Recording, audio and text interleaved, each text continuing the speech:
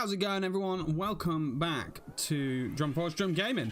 So this week I'm going to do things a bit differently. You know, we're not going to have a normal schedule. Basically, this week I'm going to do my thoughts on E3. As we all know, E3 was last week. We had all the conferences last week, so I'm basically gonna do what I did last year and just do a few videos on what I liked. Now, last year I did some longer videos, just sort of listing off a bunch of games and not really going into much.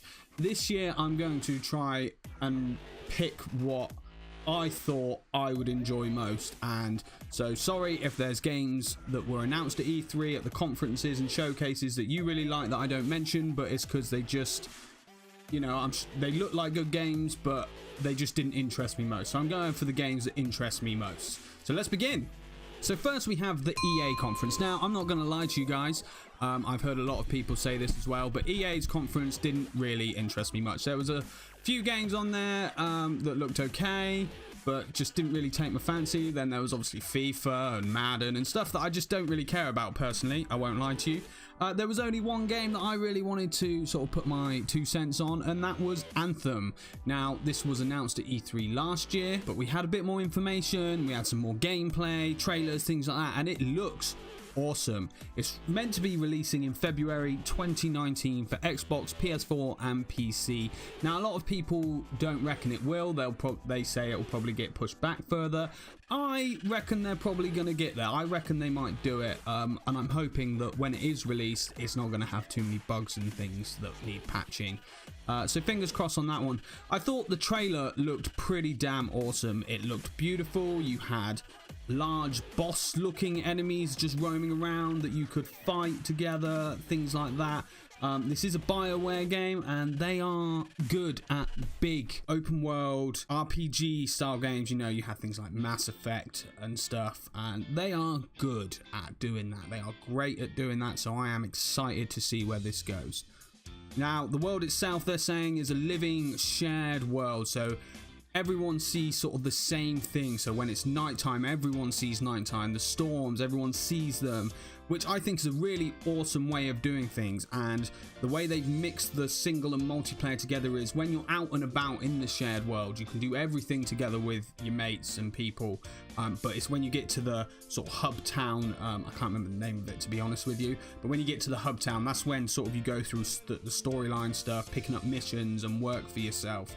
And that's where they kind of manage to separate but also keep it all together. So you pick up your missions and then you leave, and you can just join friends, get help others, and just work together. And I think it looks like they've done a really good job at trying to get that sorted, and I really hope it works out as well as they're saying it will. They're saying it's designed so that further story down the line can be added and just expanded upon. Now, they say this, and immediately I thought, well, that's what DLC is kind of, in ways, like some games do it as DLC.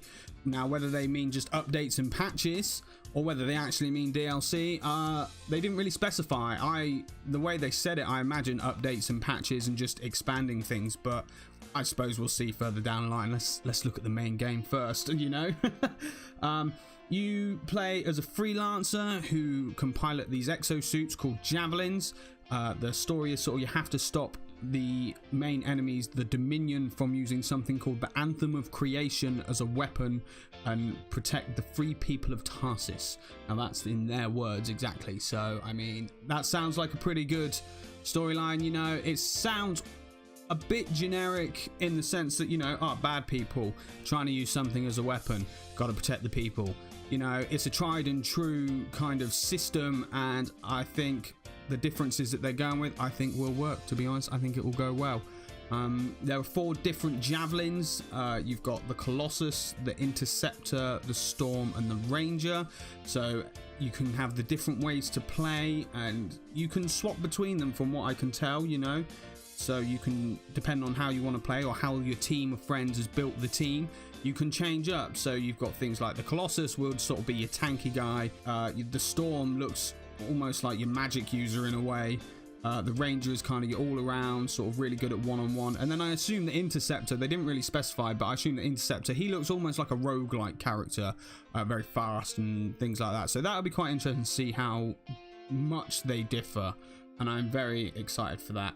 One thing they did say is that there will be no loot boxes, which, you know, is a very big thing. Whether EA sticks to this or not is a whole new thing, because, you know, they're not great at doing things like that, but we'll see. They're getting better, I think. I personally feel like they're getting better, but, you know, with certain things it's a bit too late on some games, sort of like Star Wars and things like that, but we'll see how it goes.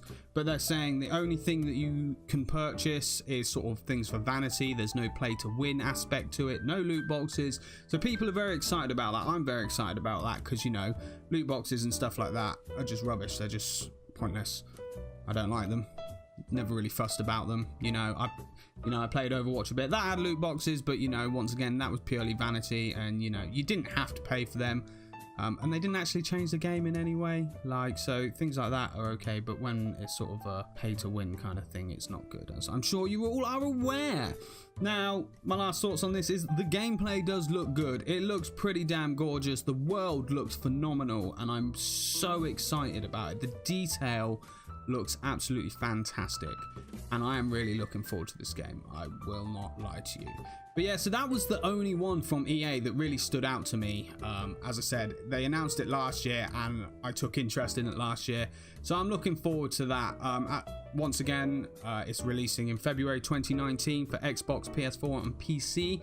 So we'll see how it goes. Fingers crossed that it doesn't get delayed at all, and that it will be as good as it looks. And next up we have the Xbox conference. So there was quite a few from the Xbox ones that I quite liked the look of. The first one that they obviously kicked off with was there's going to be a new Halo game, Halo Infinite. Now, there's not much we know about this, but it is something to get excited about, especially if, you know, you're a long-term Halo fan. Now, I'm one of these guys who does enjoy Halo. Like, I've played a few of the games. Well, I've played all of the games, actually. But I've never been like a hardcore Halo fan. I've just always enjoyed it, especially with friends. I've always been one of those guys who tends to play it with friends and just enjoy it that way. But I think it's going to be a good one. I do. So keep your eye out for that one. The next one was Ori and the Will of the Wisps. Now, if I'm not mistaken, this is a sequel, and I never played the original, but this looks beautiful. Like, the world that it's set in looks immaculate. The graphics and art style just look gorgeous. It's a side-scrolling game, almost beat-em-up style, so you got action in there and stuff, but it just looks really, really nice, to be perfectly honest. And actually, it makes me want to go back and play the original before it comes out. So that was one that really did catch my eye. The next one was, now I'm going to butcher this, Sekiro Shadows Die Twice. And now this is by From Software. But the first thing that I instantly thought when it first started the trailer was, this is a Neo sequel. It's got to be. And then I just thought, actually, no, it's not. And it wasn't. But it looks like it could be. It's by From Software. It's a mythical twist on feudal Japan. There's lots of sword play, quick movements, you got stealth in there, but it does look a lot like Neo, sort of that kind of gameplay, sort of that Dark Souls-esque, but with a lot more speed to it kind of gameplay. But we'll see if it is sort of a Neo clone, or whether they've actually managed to make it more its own. But that one, once again, yeah, it just caught my eye, and I am intrigued to see how that one turns out, and whether it will be its own sort of game, or everyone will just look at it and be like, it's just Neo, you know. But we'll see. We will see. The next one, and now I am excited about this one, Devil May Cry 5. Boom. When they announced this, I was like, yes. Like, I'd heard like talk about there gonna be a new DMC game, and like a proper one, not the DMC Devil May Cry reboot that they did, and it looks good. This new one looks awesome. It looks dark, you know, it just starts off very dark. You got giant tentacles all over the place killing people, and then you get like a character who shows up and he's got short white hair, so it's almost like he's got the hairstyle from the DMC reboot one, but it's white like Dante should be. Now, the first thing I thought was it was Dante with short hair, but then I sort of, after watching it for a bit longer, I then suddenly thought, maybe it's not. And the reason I thought this is because he has this, what looks to be like a very irritating kind of sidekick who builds him stuff. And to be honest, I don't like the idea of that character at the moment. It sounds like she's going to be a character who's going to just piss me off. But we'll see about that one. But she actually makes him a mechanical arm. Now, he has a mechanical arm, and you do see a section in the trailer where he loses his arm, but I don't remember seeing quite what the arm was. Now, the thing that makes me think it's not Dante is that it's probably actually Nero from DMC4, the dude who had the demon arm, and maybe like it's that he lost his demon arm, so she built him a new mechanical arm. But we'll see, like, because yeah, I feel like it probably is Nero, and then hopefully Dante will be playable. He must be. It's a DMC game, you know, he's got to be playable.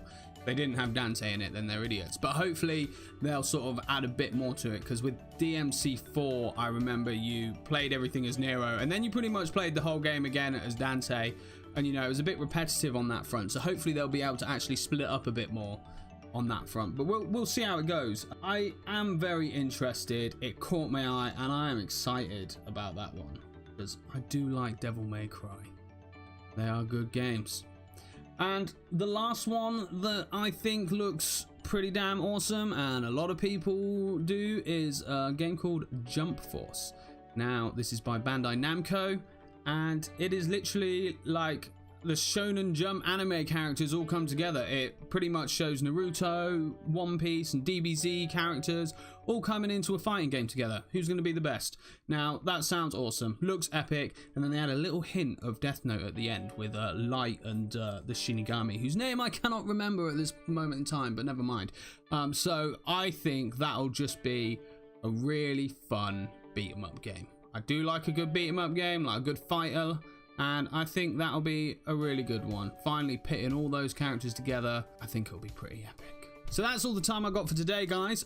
So as I said, I'm trying to make them a bit quicker this year. Just really talk about the ones I want to talk about, the ones that really look interesting to me personally. As I said, if there's games on here I haven't mentioned, I'm sorry if you like the look of them, but I'm sure, and some of them did look good, but they just didn't catch my eye enough. You know, they weren't the ones I'm really excited about. Next episode, we're going to cover Bethesda and Square Enix, and I'll let you know what ones of those really stood out to me there. So thank you for joining me. Don't forget to hit that subscribe button, hit that notification bell, drop a like, leave a comment. What did you like the look of from EA and Xbox conferences? Like, what is really exciting you in the coming months/years from those companies in the gaming world? I really want to hear your thoughts. Anyway, thank you very much for joining me again. Take it easy, everybody.